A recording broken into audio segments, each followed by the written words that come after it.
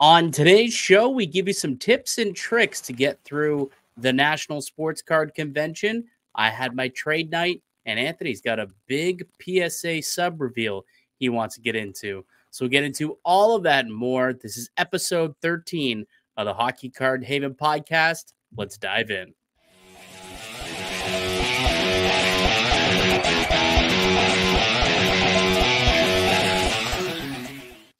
Hello and welcome. This is the Hockey Card Haven podcast with Mike Distefano and my co-host Anthony Santini, here to dive deep into the world of hockey card collecting, flipping, and investing. What's going on, Anth? How you feeling on a Wednesday? What's up, buddy? Pretty chill day. Missed out yesterday, but for good reason. I mean, I'm hyped to hear about how the trade night went. I know we didn't talk about it, but it sounded like it was a pretty good crowd. No. Yeah, no, I hosted the trade night last night. Finally, the day came and went. Thank you. Appreciate it to DeQ Falls Brewing Company for hosting us. It was a pretty good spot, good food, good drinks. Yeah, we ended up getting like a decent turnout. I would say 20-ish, 20 to 25 people kind of came out all the way, from Niagara to Hamilton area. I think I had a gentleman and his father ended up coming up from Caledonia, and I ended up making a big trade with him actually. So I'm glad it was kind of worth the for him to come from Caledonia out to St. Catharines. So no, it was a lot of fun. I would say it was definitely a success. Everyone seemed to have a good time. A bunch of trades were made. Some connections were made too, which is obviously part of the deal when you go to these trade nights. You're trying to make connections, people in the hobby. So, maybe you didn't do a trade tonight, but down the road, you get their Instagram and another trade could be had at some point. Overall, I'd say it was a pretty good success story. Yeah. I mean, that sounds pretty good. Would you say Caledonia? That's far, man. It's a little, I think it's about a little over an hour away. And someone else came from like Hamilton and I know Grimsby and Niagara Falls, Fort Erie, St. Catharines, all over the place. So did they mention like where they heard the marketing from? Like, oh, I heard it like on the pod. I heard it. What was like the most popular kind of answer you heard from people? Yeah, there were a couple of podcast listeners who were there that mentioned, big time listener of the podcast. So shout out to you guys. Thank you so much for coming. A couple of them said, like social media, really, Instagram, Twitter, stuff like that is kind of where they got it. I don't know if it was from my Instagram, your Instagram, the cards Instagram, my personal AB cards, or maybe it was others just kind of sharing, helping spread the word, but Instagram seemed to, I guess, be the biggest spot. It worked. I mean, I've never been to a card show that was at, what was it? I guess the Q Falls Brewery. Is it like a restaurant or is it a? Yeah, it was more like a restaurant, and they gave us like the back two tables to kind of just do our thing, like in a back corner kind of spot. So we just had like our own little space to ourselves, and whoever was here for the card show just kind of came to the back of the room, and we kind of went about our business. And there were some Al's Brother fans there as well that kind of just happened to show up, and we're like, oh my goodness, we get a picture. I was like, yeah, sure, no problem. So, it was a good night. It was a fun night. I think we'll probably end up doing it again. They had food there too. Was the food good? Yeah, I got a burger. It was actually pretty solid, really solid burger they got there. Like they had like some spicy buffalo dill chicken wrap or something was like the special. Looks pretty solid. Actually had it was like a raspberry seltzer actually that was quite phenomenal. I will say, shout out. It was quite the good seltzer, good drink. I meant to take a growler home and I kind of forgot, but I remember I was like, I'm gonna grab a growler at the end of the night. Yeah, actually I kind of just forgot, but no, it was a good time. No, that's cool though. I mean, luckily I wasn't able to make it out. Kind of sucks for me, but what was it like? More hockey cards? Was it just sports cards? Did you find like even people came with like Pokemon too? Because I know you collect Pokemon. I'm not as much as a Pokemon collector, but I know you marketed it mainly as hockey, but did people show up with like boxes of like basketball? Everything, brother. Everything. Honestly, there's probably more Pokemon than anything, if I'm being completely honest with you. Yeah, there was a lot of people showing up and trading Pokemon. I mean, they have both sports and TCG, but it seemed like there was quite a good amount of Pokemon deals kind of being made. There was some soccer, there was some football. Obviously hockey. There's definitely a bunch of hockey trades that were being done too. So a little bit of everything, a little bit of everything. Yeah, that's pretty chill. What was like the I know you want to get into it later. You got like a little trade done, right? It was like you sent me a text and then you were like, "Oh, I can't show you what I got out of it because we want to talk about it on the pod." I don't know if you want to get into it now or with pickups, but Let's do a pickup. So we can do the pickups because I, right, I, I did go to a show also last weekend since we were right. last recorded. So I went to a show on Sunday and then I had the trade night on Tuesday. So I've got a few things that I've got for show pickup. So we can get that done a little bit. But I am curious, like I want to ask you as somebody who's been to a couple of trade nights, like for those who haven't quite been, they maybe missed out on my trade night that I had. Probably gonna have another one, so keep your eyes and ears peeled out for that announcement. Like what do you usually go there and try to get done? Like, do you usually have a game plan when you're going out to these trade nights? Usually we go to the ones at the expo, right, where it's just a big massive Yeah. trade night. Like, you got a game plan for those?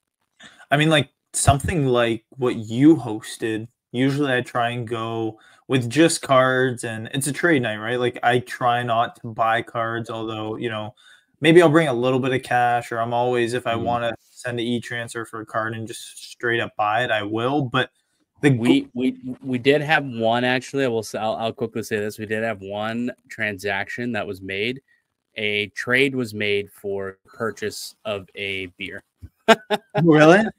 Yeah, so someone was like, I don't know, some Pokemon card, and he wanted it. He's like, all right, buy me a beer, and the card's yours. So they traded a pint of beer for a Pokemon card. So that was kind of Yeah, fun. that's actually pretty cool. See, I mean, like that's what you can get when you do this at like a restaurant. Like if you do this at a card shop, yeah, maybe you could get like a box or something like that. But when you do it at a restaurant, it could be chill like that. Yeah, you know what, just grab me a beer. Or maybe even if you're doing like a $15-$20 deal, you could say, you know what, just here, pay for my dinner or whatever it might be. So me personally, though, if I were to like go to one of the trade nights that you just hosted, from what it looked like, I'd probably bring a good box of graded cards, traders, things that are pretty liquid that people are looking for. Not my low end stuff, just because I feel like it's tough to go like one for one for like dollar cards, but anything about call it $10 and up, I'll probably toss it in the case and then try and, wheel and deal as much as I can. Yeah, I like, how much, we'll call it inventory I have, how large of a collection that I have. It does make it tough for nights like that where it's like, okay, what do I bring? What don't I bring? Because I got so much stuff, like so much stuff. And it's just like, I can't bring it all.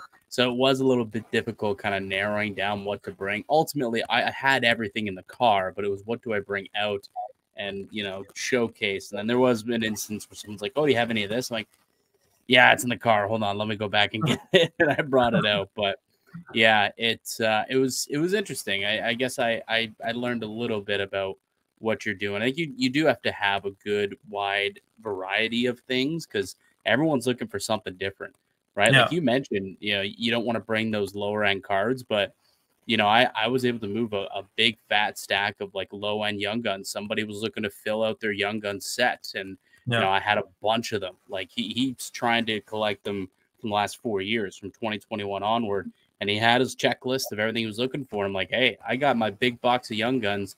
Let me go and grab them, and you can find what you need. And he ended up finding, like 50 or 60 Young Guns he needed to help with his set. And we ended up making a deal. Like I traded up into something. He traded down into something.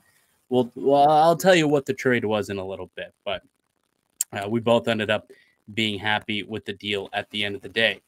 All right. So one of the things that we want to get into today. So I jokingly said this last week, how my trade night was the kickoff to the National, because my trade night was on Tuesday. The National begins today on Wednesday.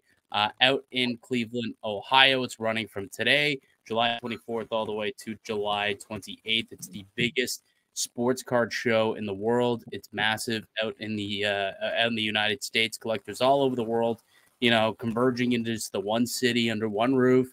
and doing the most amount of buying, selling, trading you could possibly think of, and collecting of sports cards and comics and collectibles and everything you could possibly think of. I guarantee you it's going to be there.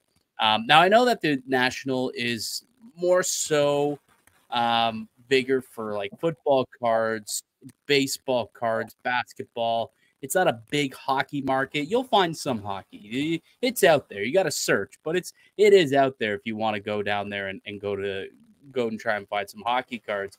But it usually is for, the major sports down in the States. But that being said, I think that the same tips apply when we go to the expo that apply for those who are going to the National. And I guarantee you there are people who are going. I know for a fact there was a couple of people who were at the trade night last night that went home, packed up, and then left for the National this morning. So I know that there are people who listen to this podcast who, go to the National every single year. And I think it'd be really, really good. And for those who maybe even haven't been or want to go, to do kind of a tips and tricks kind of segment here for, how to succeed at the National. And you even say how to succeed at the National, or really this is good for any sports card show, but the National or the Expo are kind of the two biggies that you're going to go to. They're just a little bit more hardcore, I guess, considering that they're, multiple day long, events to go to. So we've compiled a list of some tips and tricks to kind of help you succeed while at the National. So sit back if you're on your way. Really good time to actually listen to this podcast if you're driving up to the National and kind of listen and maybe use some of these tips if that's the case. But what's one that you like? You think the people should know, Anth? What's a tip? Number one tip that you got for people, collectors, going into these big events like this? I mean, I think the number one rule for me, and I say it every time at the expo, it could ruin your weekend. It could be the best part of your weekend. You have to wear the right pair of shoes. I've seen so many people show up to like trade nights. I've seen people show up on Thursday afternoon when they do preview shows at the expo, Friday morning wearing Yeezy slides, Birkenstocks, like flip-flops, just casual shoes. And then they come back the next day wearing the comfy shoes, the Ultra Boost, the New Balances, because those days are just killer on your legs. Like I remember the dog days of the expo, you show up right in the morning. You're there all day long, walking around, walking fast too. Like it's not like there's, a little bit of a relaxed walk in your step most of the time. If you're wheeling and dealing and you're trying to get across the room, there's going to be some pep in your step. So for me, if you're headed to the expo, if you're headed to the National right now and you didn't pick up or at least pack a nice, comfortable pair of shoes, pull over, stop at a Sport Check, stop at a Dick's Sporting Good, whatever it is in the US, and do yourself a favor and pick up a nice pair of shoes that are going to be super comfortable, because you might, or your feet might hate you if you don't do that. Yeah, honestly, that is like one of the things that people don't think about when they are going to these conventions like that, but it's a lifesaver. Honestly, it is the difference between enjoying your entire weekend and absolutely dreading those final few days if you're going there for a long time. Yeah, like I always say, like, I mean, comfort over style for these occasions, right? Comfort over style for sure. And no one's judging you in there for what you're wearing on your shoes. Like you're not going to sneaker con, right? No one's gonna be judging you. Plus, those morons wear those red boots all the time. So who's judging them realistically? So I think that is a massive, massive one. Wear comfy shoes and stay hydrated too. That's also very key. Make sure you pack yourself a water bottle and stay hydrated. You can go hours having fun, not realizing, oh, have I had a bottle of water? Have I even stopped at a water fountain today? It's been like 6 hours before I've had any liquids in me or any food in me. Trust me, I've been there, and you feel like crap at the end of the day. Remember to stay hydrated and eat some food throughout the day too, to give you that energy to make it through the whole day and through the whole weekend, because that's the point of the National and the Expo and these big week-long events like this. Number two, as we get more into the nitty-gritty, I always think it's safe to have a plan, right? I think it's good to have a plan. These big events can be so overwhelming, like to go to these shows that without a plan, some sort of plan of attack, like you could get easily overstimulated, just like not know what to do. You just walk in, you just see all these tables, you see all these cards, you just have no idea what to do. Like I've been with people who for the first time ever have gone to these shows and they can't believe how big it is, how many cards there are, the price of cards, the kinds of cards that are out there. People just get literally overstimulated and then just like don't end up actually doing anything because they just walk around aimlessly. Have a plan. Kind of know like, oh, what are you going there for? Are you going there to find stuff to flip? Are you going there to find stuff for your PC? Like, are you looking for specific PC items? Are you looking for specific Young Guns players? Are you looking for raw? Are you looking for graded? Make a list if it helps you. Are you looking for high-end cards? Are you looking for low-end cards? Just, have an idea at least. Like, don't just waste your time looking at every single table and every showcase, because it's a massive, massive building. There are so many cards. You're not going to be able to look at all of them, at least look at everything, quite heavily.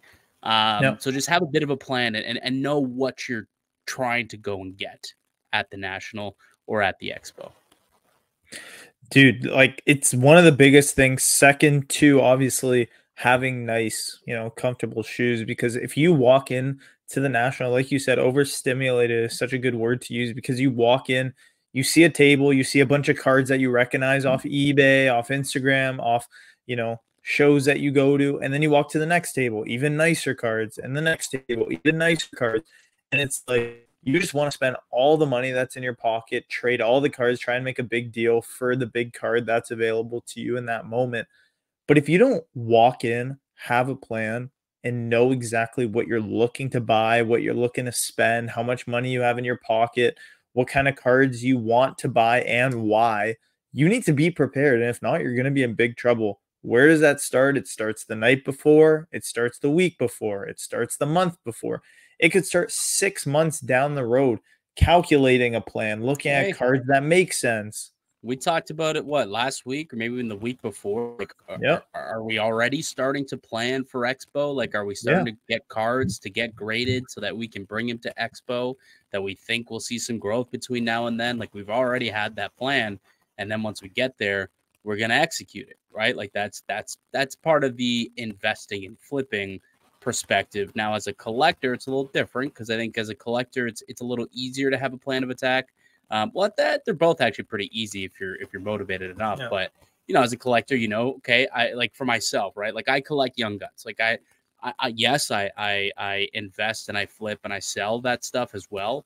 But I make sure that I have at least one Young Guns of every player. That's like a collecting goal of mine, is I want to have every Young Guns from 1990 all the way up to present. I try and collecting every single set. So I do have a running list of the cards that I need from each set. So while I'm there, I am looking to go and see, okay, do you have this? Do we have that? And I am looking for those specific Young Guns. So that's one way. Or you got those, the old timers who are out there with their set checklist looking for whatever card from like the 1963 Parkies, like that's what they're looking for. The tall boys, the 1961 tall boys. And, you go ask, you have vintage, do you have this? Do you have that? You ask specifically the dealers if they have things that you need. And that's just an easier way to kind of not waste your time, ultimately. So if you have that plan, you can ask those the right questions that can make things a lot more efficient for you once you get inside the building. And that's all about, having that plan. I mean, especially with the example to say that if you're looking for, you said the 1961, I believe the year was, tall boys, it's a very niche market for people looking for that set, for those cards, for that style of card. Even on eBay, sometimes you don't see listings that are favorable, listings that are for a fair price. But when you go to the Expo, that's when you see the what's the word I'm looking for? The surplus of cards that are available to you. And you're saying, okay, maybe I PC this guy or I invest in this guy. Okay. I go to the Expo and I see all kinds of cards. For an example, last year I was collecting Philip Tomasino, and I said, you know what? I'll pick up his Young Guns if I see it. I get to the Expo, I see his high gloss, I see his exclusives, I see Future Watch patch autos, I see all kinds of nice cards that are expensive that I want to say, I'm just going to go willy-nilly buying them. And sometimes it feels like that's exactly what I do. But if you kind of cap out what you want to spend, what your exact plan is, you're going to be able to be successful at the expo. Yeah, absolutely. / national. Yeah. Number 3, cash is king. Cash is always king. At any show you go to, just this hobby in general, cash is king. Everything's a lot easier with cash offers. I will say this too, especially since the Nationals in America, if you're coming from Canada, they do not take Canadian funds. Unlike in America, right? Or unlike here in Canada, we will happily take the American money at the expo. Not the case for the National. You will have to convert your money into American cash. They won't take the funny money, as they call it. So make sure you do convert if you're making the trip down, because cash is always king. You'll get things cheaper. Honestly, you will. You lay down cash in front of somebody, it makes them much more likely to make the deal and give you a little bit more of a discount. I will say this too. I'm pretty sure e-transfer is not a thing in the States either. That's a Canadian bank-to-bank situation as well. So like you can't rely on e-transfers either. They've got, Venmo and Cash App and stuff, but we don't have that up here in Canada. Yeah. So you got to keep that in mind. Cash is going to be king. If you're making your way down to the National as a Canadian, you must have the cash on hand that you want to spend that week. It'll make everything far easier for you. Yeah, it's going to be tough too for Canadians going into the US. I don't know if you know what the dollar is at right now, but it's at $1.40. I was looking at it today. Technically my job, so it was $1.40 Canadian to USD. So $1 Canadian is worth $1.40 US, or the other way around. Just $1 Canadian. $1 Canadian is worth 72 cents US. Yeah. So 72 cents on the dollar. 38. Yeah. So about 38. And if you're going into the expo, everything's probably going to feel so cheap. You're looking at a card that, has a $70 sticker on it, and you're thinking, okay, I swear in Canada, usually that's like $100, right? If I'm doing that conversion right off the top of my head. So when you go there, it could be easy to spend money willy-nilly without even thinking about what it would be like when you go back, turn around, and convert it. And like you mentioned too, no Venmo, barely any PayPal they use down in the States. And the only issue with is if you're headed to the National right now, listening to this, and you're saying, oh, shoot, I didn't set up my Venmo.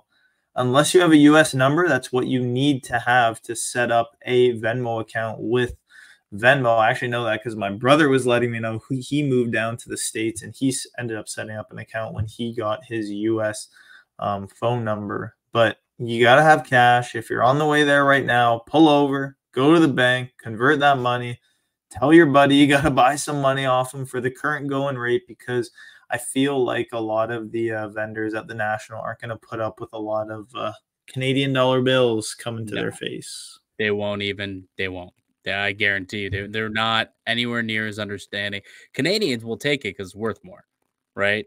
Yeah. It's just worth more. To Americans, they look at that and they're like, we can't use this here. No, thank you. Like, they do not care. Yeah. They will tell you to go and exchange it and then come and see them again. So yeah, cash is king. Bring your cash if you're going down to the National. Another tip, 4th tip here for you guys. Comps are your friends, people. Information is key. Sticker prices may not be accurate all of the time. You just want to double check on eBay, sold listings. Go check out on 130 Point. Make sure that you're paying market value for the card. You don't want to make the assumption, oh, this must be worth X amount, and then overpay for the card. Especially if you're going there to flip and to invest. You've got to be weary about how far you can stretch your dollars, obviously. That being said, I do also live by the mantra, buy the card, not the comp sometimes, depending on what the card is. If it's rare enough, it still may be worth picking up anyway, or if it's a slept-on card on a slept-on set. Whether it's like the Credentials, I still think is a super underrated set. Allure came out today. I think some of those, you can get some really nice Allure autos, really slept on set. Stature, another one of them. I got a Barkov auto numbered to 10 from Stature for like $40-$50. You get a Barkov auto on card numbered to 10 for like $40-$50. Insanely cheap. It's wild. So I wouldn't mind spending sticker price of $40 on that. You know, does it comp at 35? Okay, sure. But like, A, it's out of 10. I'm not going to find it anywhere else. And I like the card. And I think that he's a good player. I think that it's going to grow. I'm okay with spending a little over.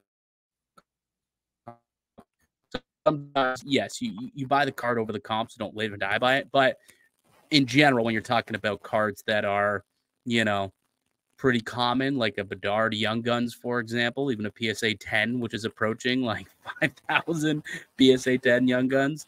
You know, make sure you're sticking to within market value and not paying over market, because you'll be able to find it cheaper elsewhere if that's the case. So, yeah, just remember that comps are your friend, and remember to comp your own cards too. If you're going there and you're looking to, you know, sell or trade your cards, it's going to be a lot easier if you know your values right away. There's nothing more annoying as a dealer, and I've been there, when someone comes up to you with a big stack of cards and they're like, "Are you interested in buying?" "Yes, I am." You're taking a look. You're like, "Oh, what's this worth?" Like, "I have no idea." And then you got to look up every card, or sometimes you don't even have time. You're just like, "Okay, I'm not interested," and you don't even, you know, you won't even see the time of day with some people. They just don't have the time. They're honestly just too busy to look up cards. If you give them what you're looking to get, if you have comped it yourself, that makes things a lot easier and smoother to try and make transactions if you're there to try and trade or sell your cards at the National. So remember to comp out your cards as well before you leave. I mean, I've heard too so many times that people go to the expo, go to the National with a big stack of cards, or even their briefcase of cards, bring it to one particular table at the start of the show, walk in. I actually had someone mention this to me at the expo. Walk in, no stickers, no knowledge of what their prices are, and say, "Hey man, I'm looking to sell these. Can you let me know what each card is worth? And then we could get a deal done." What do you think happened? Dealer walked up, comped everything, comped all the cards one by one. He said, "Okay, this is worth $10, $5, 10, whatever, 5, 10, 20, whatever it is." Went through each card, total price for the case, made him an offer. The guy had no anticipation, no idea to actually sell the case. He just wanted the dealer, an educated person in the hobby, to go up and say, "Okay, this is the reasonable value for your cards." Locked up his case, walked away, and got on with the rest of his expo. The guy said he never saw him ever again. Yeah. So if you're gonna do something like that, hey, could be a good time waster, but definitely show up to the National with prices on your cards, and make sure to convert it too. Don't go in with Canadian stickers. Make sure to show up with some USD prices. Well, or at least just say, "Oh, it's Canadian." You can quickly do the conversion, I guess. Like at the, like if you're putting together a batch of like 6 or 7 cards, you just whatever you quickly do the conversion at the end to get a US price. Just, you don't have to like re-sticker everything. So that'd be pretty easy. But yeah. What would you try and do? Like if we were to go to the National together, would you keep your eBay on Canadian or US settings? Because I feel like it could be a pretty decent strategy to switch to US currency, so you could just kind of fly through comps. You'll have a general idea. Like if a card's going for 100 and then you see the comp says 70 after switching it to USD on eBay, do you think that would save time, or do you think it would make it even more confusing when doing the conversion? No, I think that would make sense. Like if everything you're buying is in USD, then I think it would make sense if you're looking for comps, be looking at USD comps. So that would make sense to switch it to American dollars if you do cross over. So there's another tip. Switch your eBay sold listings if you're comping to American funds instead of Canadian. So there you go. Yeah. I also do want to say this too. Another one for you, and this kind of goes along the lines of what we were talking about, but negotiations are welcomed.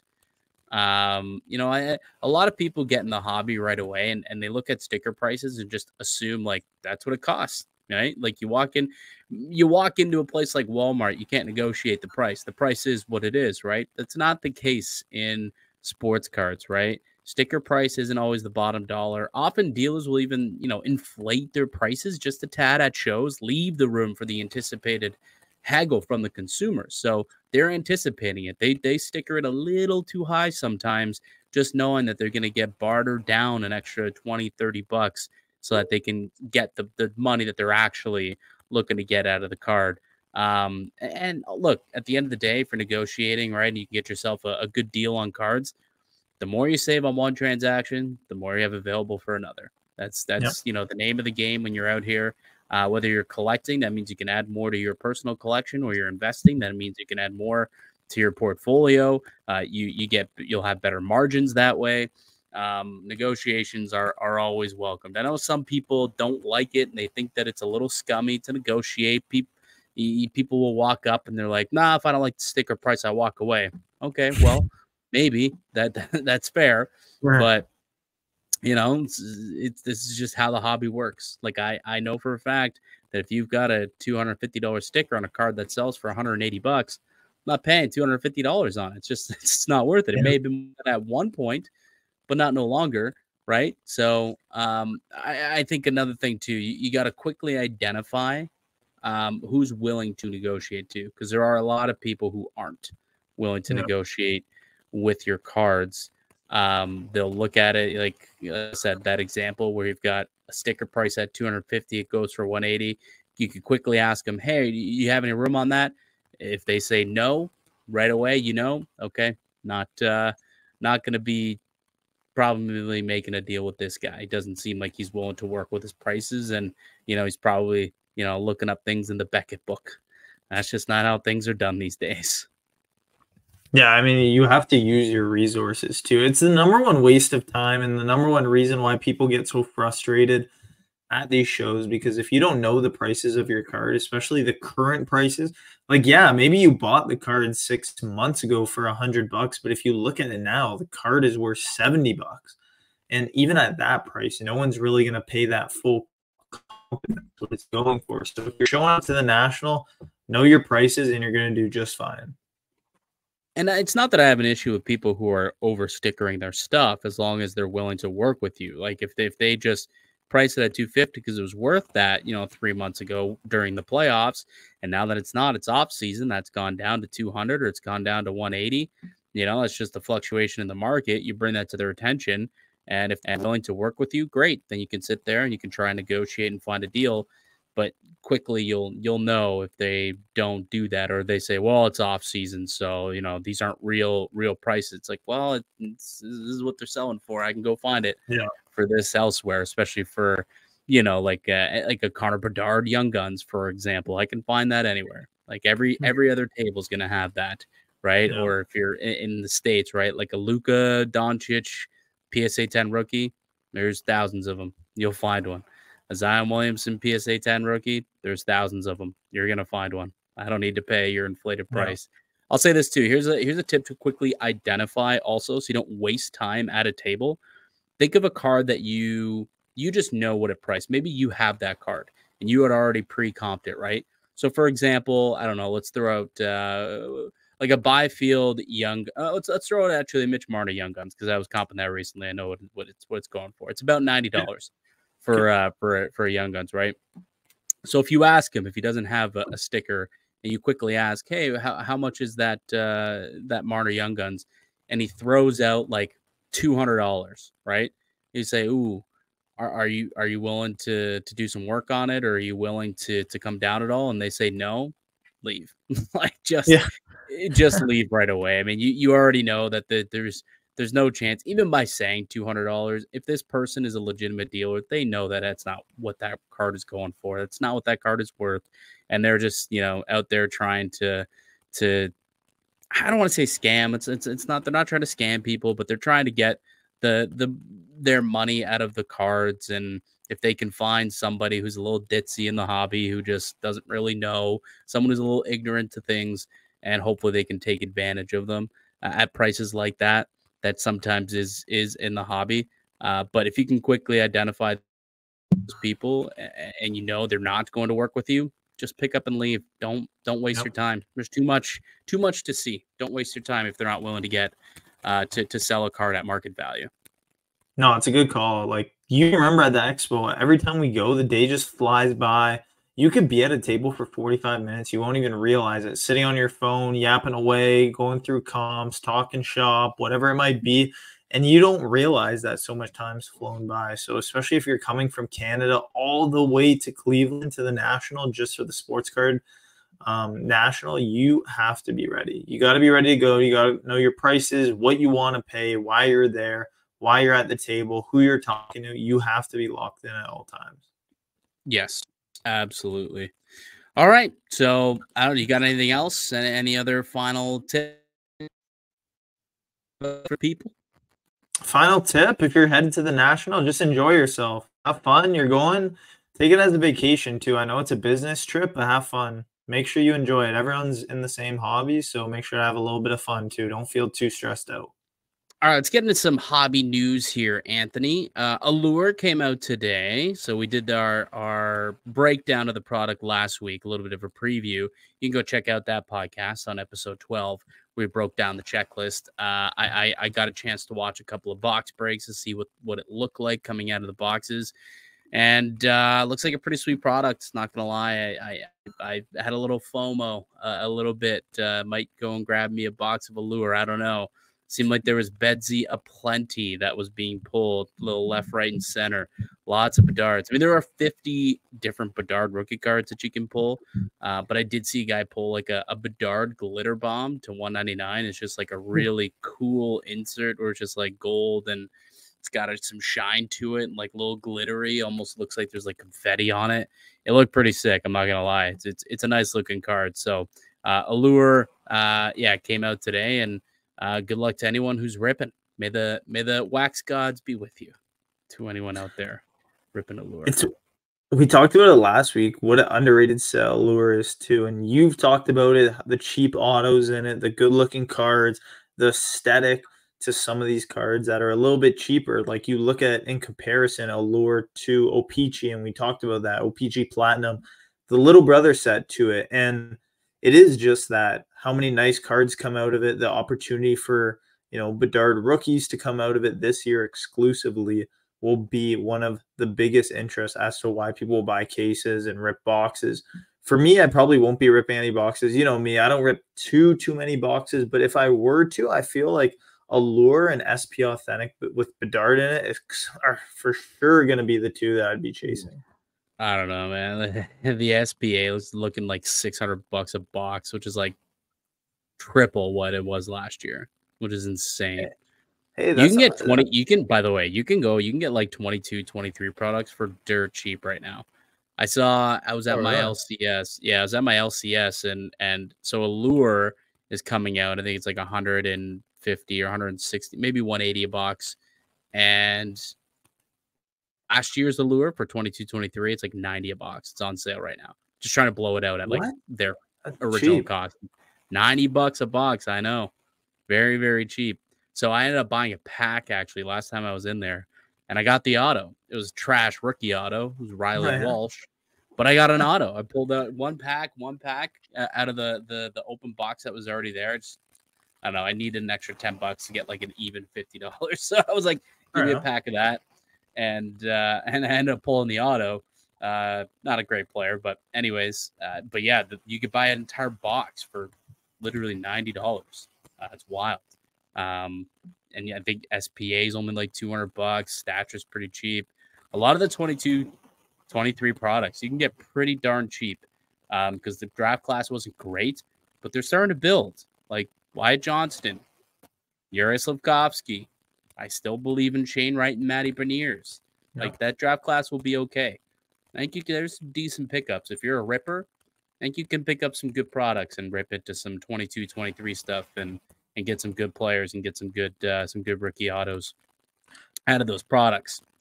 Okay, we want to talk a little bit about PSA and what they're doing in the hobby these days. And they've now announced that they're going to be expanding into the comic book and magazine business. So they're going to be grading comic books and magazine now starting in 2025. But what this really shows is how, this company just continues to expand.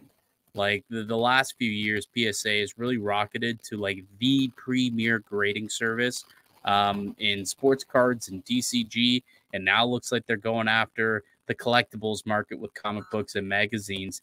And, some of the other businesses just seem to really be lagging. And I want to talk a little bit more about BGS and how their business and that company is really, really experiencing a downfall. Like BGS was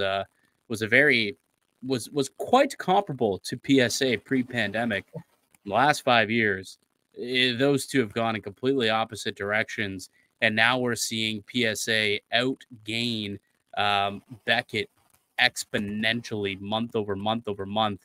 And I was actually taking a look at what BGS's submissions were year to year from last June through this June. I looked at the June report on GemRate. BGS submissions down 30% year over year from June of 2023 to June of 2024. Down 44% in the sports card category.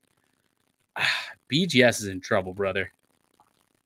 Dude, it's been like this the last year where people have started to notice the separation. And even during the turn of 2020 and Expo and the massive spike that occurred with all sports cards in general when COVID was first happening, there wasn't as much of a discrepancy between PSA and BGS. Yeah, PSA was starting to really get ahead of their competitor, but even now we've seen companies like SGC really pull out of the water and really make a name for themselves while BGS has kind of fell behind. And although the magazine and comic book news coming from PSA that they'll, begin grading them going forward in 2025, it doesn't affect hockey cards or sports cards, but it's more that conversation how PSA is developing and BGS is falling behind. We've seen it, at shows, PSA with how they're networking their brand, their app interface, how great that's been,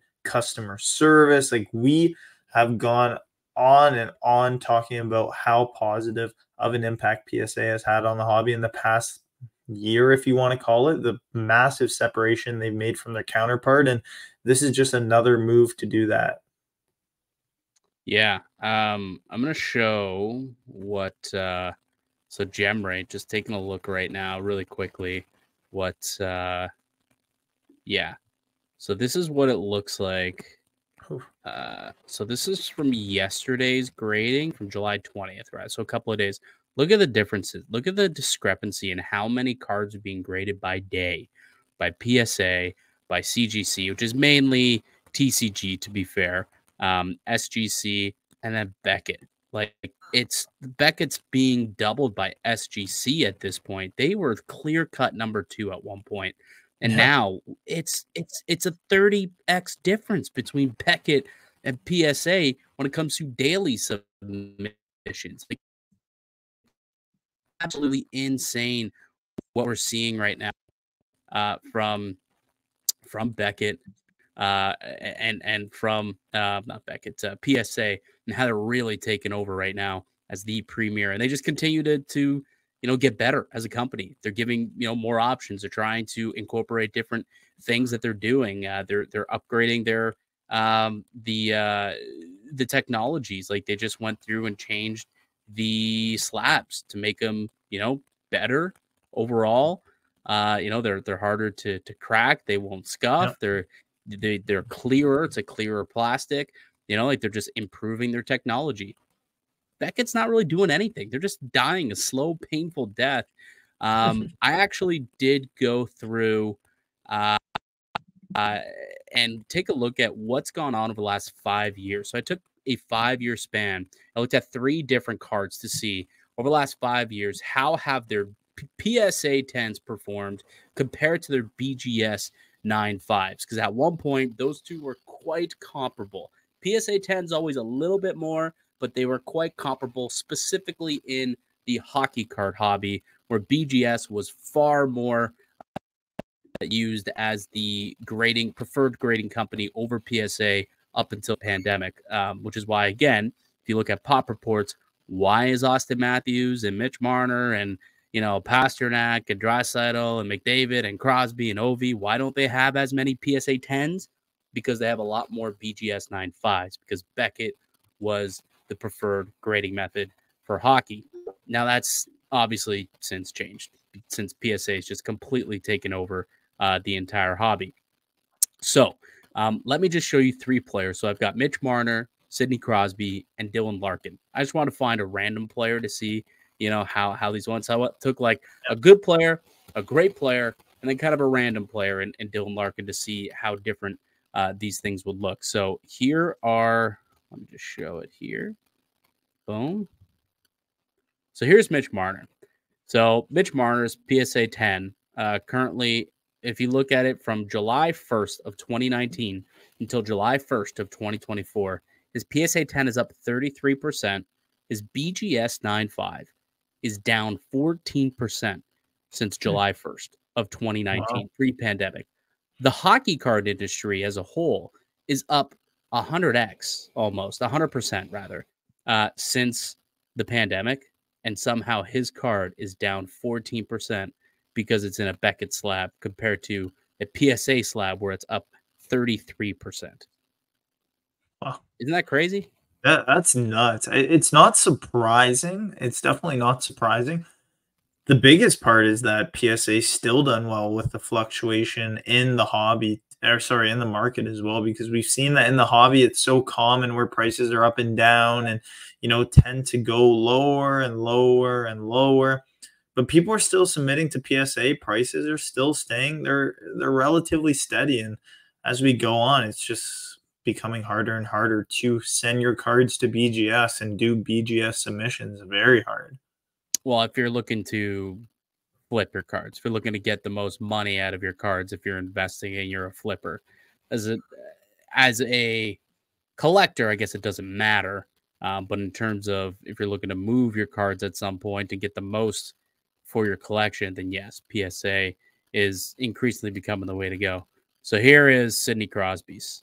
So again, over the course of the last 5 years, a 5-year span, Sidney Crosby's from July 1st of 2019 until July 1st of 2020. Sidney Crosby's PSA 10 up 162%. The BGS 9.5 up just 70%. So less than half of the increase we've seen from BGS than we have from PSA. That's crazy. I mean, even with the increase of Crosby's cards, obviously BGS was bound to go up too. I feel like that's because at the time when Crosby was a rookie, BGS was the front runner, if you want to say, in the grading industry. We talked about it too. Like when you were collecting, obviously I wasn't around yet in the hobby in 2015 when McDavid, you know, was a rookie. People were sending to BGS. That's where all the pop counts were going to rather than PSA. Can only imagine that to be even more true when it was 2005, 2006, when these Crosby cards were coming out. So what does that tell me personally? It tells me that although there was a lot of cards in the market in BGS 9.5, BGS 9 slabs, anything lower, I think moving forward in the past 5 years is a clear indication that everyone's cracking their slabs, sending it to PSA. That's where you're going to find your value. That's where you're going to get the best bang for your buck. Even if you're a collector, even if you're a reseller, you need to be sending your cards to PSA because I feel like that personally is where you're going to maximize your value. Oh, collectors, I don't know. I prefer a BGS slab over a PSA slab for my personal collection. I'll be honest. It's PSA a slab's ugly. It's terrible. I still don't know why it's king. I hate the PSA slab. I love the subgrades. The subgrades are awesome on the slabs. The BGS slabs are nice. Beckett slabs are nice. They've always looked nice. Like if you want a personal card, 9.5 shows you the grades, explains the condition, why it's that grade, super clean. But if you're even a collector, I know investors are penny pinchers, if you want to call them, and they look at every dollar they're spending. They want to make money. That's what they're in it for. But if you're a collector too, you want to get the best bang for your buck. Why, if a card is gem mint with Beckett and gem mint with PSA, why is there a massive, difference in price? Because that's exactly what we've been talking about. It's what we're seeing, and from these numbers too. Oh, I get that, but all I'm saying is, as a collector, I just care about eye appeal, right? Like I'm not worried about selling it, so I just care about eye appeal. And if it's sitting on, my dresser, or it's sitting in my office, somewhere where you're displaying your collection, I much prefer looking at a BGA slab over a PSA slab any day of the week. That's just my personal preference. Everyone can be different. But that's just my personal preference. But if you're looking, of course, to flip, invest, yes, PSA totally the way to go. And then just to finish off here, Dylan Larkin, we see very similar. Obviously, PSA 10s, they're up 83% since July 1st, 2019. BGS up just 40% from 2019, July 1st. So, again, we're seeing a situation where Larkin's market has doubled with PSA than it has with the Beckett and with BGS. So, yeah, I think you just look at it and you look in terms of, there are far less people submitting to BGS because of the value discrepancy. So in that regard, if people are looking at it and saying to themselves, I'm for me to get the best bang for my buck, why would I send to BGS when I can send the same card, try and get a 10 and have it be worth double the amount, have an 80x return or an 80% return as opposed to a 40% return with Dylan Larkin's cards, or 160% return compared to a 70% return when it comes to Sidney Crosby. I just wonder eventually, does it get to a point where, people just stop sending to Beckett because, it's not going to get it done. They don't care. And at this point, if you're a collector too, I'll say this, like, I don't hate MNT, the look of MNT, right? So if you're looking to just slab it up for collection purposes, MNT is a lot cheaper than Beckett, right? Yeah. So it'll do the exact same thing. They'll give you subgrades and it kind of looks the same, and you'll have it slabbed up and you'll have it forever, and it'll be encapsulated, and it'll pretty much do all of that. So like if you're Beckett, you've got to really start offering something, either make it cheaper, you've got to revolutionize what you're doing. I don't know what it is, but they've got to do something, because they're standing pat and they just keep falling backward further and further and further from the pack, from PSA. And I can only imagine what the people in the boardroom at Beckett are saying about, the future of that company. Because, 30% year over year loss in sales, that's not good for any, like, you don't have to be a business major to know that year over year, if you're losing 30% of your sales, of your consumers, not in good shape. Yeah, I'm 100% with you. I'm 100% with you. They need to make changes. They got to make it fast. If that's going to mean a new interface with an app, with a website, changing up the slab, could it be the answer? I don't know. I'm not the guy for it, but as of right now, I'm sending a PSA. I'm going to keep it that way. Yeah, absolutely. All right, let's do some show and tell, Anth. You speaking of PSA, speaking of you got a nice new submission return that you got the other day. So the only issue is I don't have a nice little video that we made last time, because on the PSA app, you know how they have the grade reveal and you could swipe through and see everything. But I did get a nice little email, and for anyone that does submit with PSA, you get a little email when your cards get when you get upcharge. And I got an email: hello, Mr. Santini, I'm writing on behalf of PSA regarding submission number blank.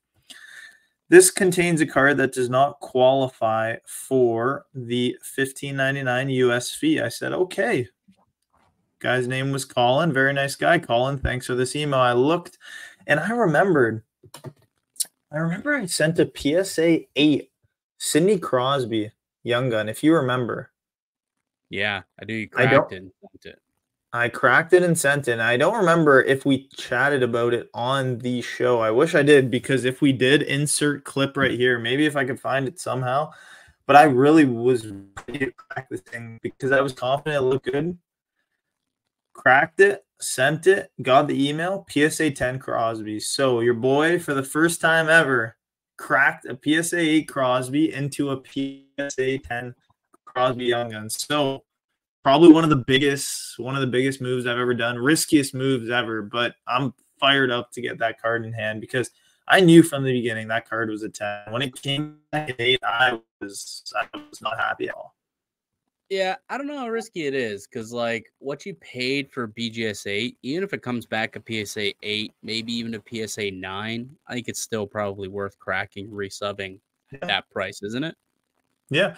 I mean, even if you can get it under 1,000, like we've talked so many times about McDavid, Crosby, and Ovi Young Guns. If you can get them under 1,000 and they look pretty good, I know you have an Ovi that you've been considering sending for a little bit. It's almost a no-brainer in my eyes. So for me, it was tough to crack this one out of the 8 because obviously there's a lot of risk with it. I had trouble cracking it. I don't know if anyone's cracked the cards before. There's always that slab that gives you trouble, and this was definitely one of those. So I thought I damaged the card, still sent it anyways. But it's been a ride with this. Not one you want to have troubles with when you're cracking. It was definitely a ride with this Crosby 10. I wish I had the photo, but it's not ready to go yet.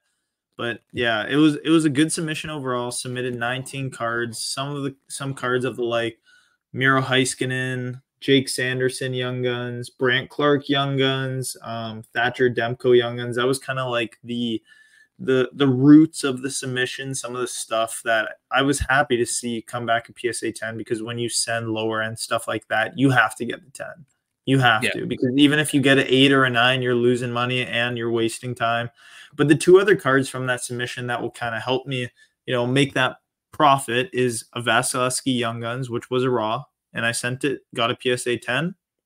And I also sent a Nathan McKinnon Young Guns raw. It came back a PSA 10. So I was pretty happy. It was a good sub, fired up to get it back in hand. And then, I don't know, we'll see if I'll start selling it or start stashing up for Expo, because maybe in the next couple of weeks, we were talking, could have some news coming out. What's the news? Hey, with the plans, we got plans, big plans for November. We have our fingers crossed, and we're hoping to get dialed in. We're hoping. That'll be announced on a later date, hopefully, if things happen the way we want it to. So did you pick up any cards this week, or just the submission? Pretty much just a submission. I actually picked up in the mail. I picked up you know that I like to collect Jean-Luc Foudy.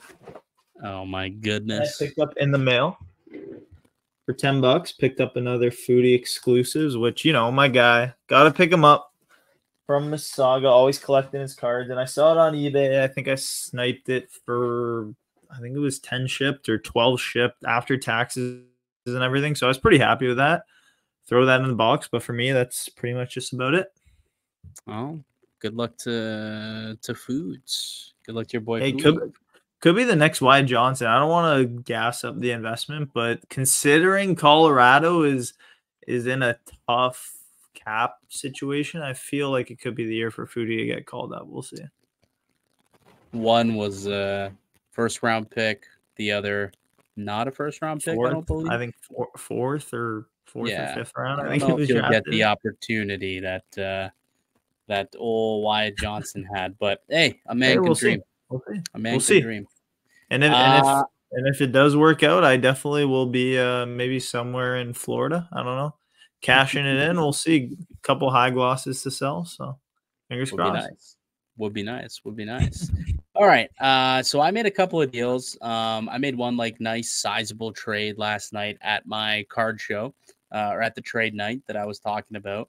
And then I had another nice pickup that I made at the Leaside card show. I'll show that one in a sec. But these were the two pickups. So you saw what I gave up, right? Now, this was the gentleman who actually came down from Caledonia, who ended up making the deal with. So I was happy to, make this trade with this guy, right?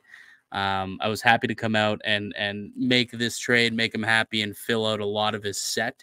It was funny too, because he was sitting there and he's saying to himself, "Oh, I tried to come with less cards, not leave with more cards." Basically, what happened was I gave him a bunch of young guns, like a ton of young guns, and then some other stuff. He got an Eichel PSA 10 graded young guns, and he ended up getting some patch autos and like a Konechny rookie auto and a bunch of other stuff that kind of culminated into the value of like one bigger card, which he had.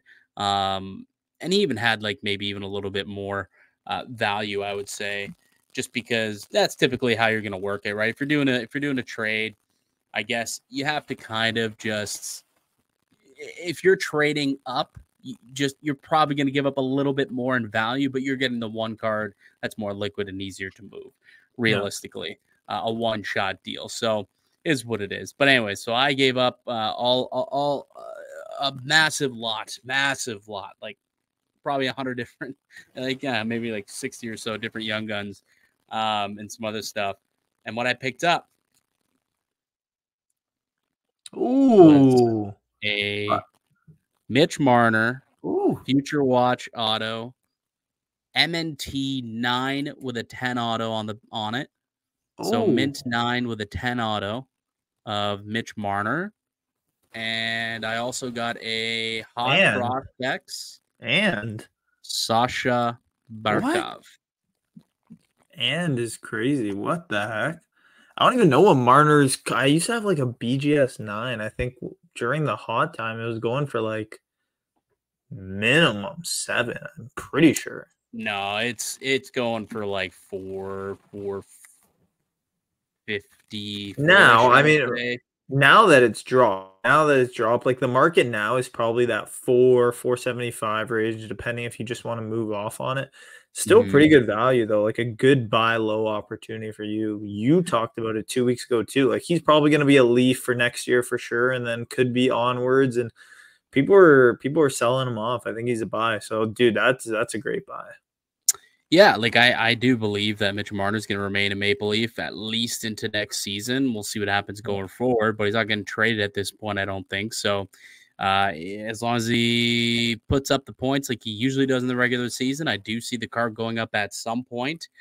So, hopefully around Expo time is, a good chance to maybe try and move this, flip this, maybe trade into something potentially. But yeah, picking up Mitch Marner, Future Watch auto, and then picked up Sasha Barkov RPA from Fleer Showcase Hot Prospects. One of my favorite sets of all time, by the way, these Hot Prospects from Fleer Showcase. They're unbelievable. You can get some really, really nice patch autos in there. And this was an interesting deal that I made. I picked up an Alex Ovechkin Victory Rookies number to 100. That's fire. So the gold Victory Rookie number to 100, and it's pretty well centered, honestly. I'm thinking that like the corners aren't great. I don't think it would 10, but I think it could possibly get a 9. And it's a good enough card where it might make sense to send it in and get a 9. But this was really interesting. Honestly, it was just like walking the show floor, and there was a gentleman who was asking the opinion of a dealer on what he thought it was worth. And then the dealer, who I knew, kind of threw it back at me, like, what do you think? And I said, I think it's worth a little bit more than what you're quoting. I personally believe it's probably worth a little bit more than that. And then looking to set, like, I'd be interested. It's a pretty sweet card that you don't see too often. And Alex Ovechkin, rookie number to 100. And ultimately, he wasn't sure, but I found that this has been maybe like one of my better tactics, and I think it works. It makes people feel comfortable with the deal. But I've done this now 2 or 3 times, and I'm totally genuine when I say this. But I'm like, what number would make you happy? What number would you be able to sell this today and then not think about it and not regret, selling the card? Because it's something that he said he's had for a long time, so he didn't mind going back and sitting. He's an older gentleman, and he gave me a number. And it was a tad higher than I wanted to pay. So I countered it at a number that was a little lower, but we ended up coming to an agreement after all. And, I'm now the proud owner of the card. So I'm pretty happy with the deal. So those are the 3 big pickups that I made. I did some more dollar boxing and stuff and grabbed a couple other things as well. But those are the main pickups over the weekend. And I like it. I'm happy with that Marner, dude. I almost want to snipe it off you just so I could crack it and send it in, depending how it looks, dude. That's a good buy. Even that Ovi, you never see that Ovi. That's like I saw the Crosby. Never. Yeah, I've seen the Crosby like 2 years ago out of 100. I've never seen the Ovi, and then we looked up a comp, or we were talking about a comp on like a PSA 7. So obviously a little bit out of the range of what someone might ask for, like a 10, for example. But if you grade something like that, it could be, one of the only you'll see on the market for a little bit. So here's what I don't like about mint. I'll say this: I've never actually owned a mint slab before.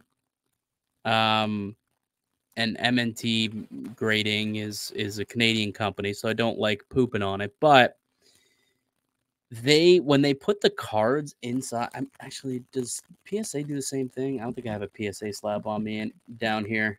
I got I'm one. trying to remember. One. Do they sleeve the card inside? Oh no, they don't. Beckett No. does. Beckett does.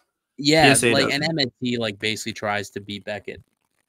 They must have screwed it up or something because it's like it's bunched up and it's scrunching and it just doesn't look clean now inside this Really? this mint. Yeah, you'll have to see it. Like I don't think it shows. I can't really see it on screen, but if you hold it in hand, you'll know what I'm talking about. It's almost like take any card that you have in the sleeve, right, and just kind of pinch it, and you'll see little wrinkles. Like it kind of looks like it's wrinkling a little bit, like little waves. I don't know, but anyways, that's what I'm looking at for the Mitch Marner at this point. Oh, do we lose Anthony? Right at the end. Right at the end, we lost Anthony. We'll see if he can get back in here. Maybe it's me. Honestly, I don't know. My internet's been acting up recently quite a bit. But anyways, those are my pickups that I made. Anthony with a really good PSA sub. It's always nice. It's a bittersweet thing when you get the PSA upcharge email because, yeah, you got to pay a little more money, but that means that you got the grade that you were looking for, and you will definitely benefit more so in the long run.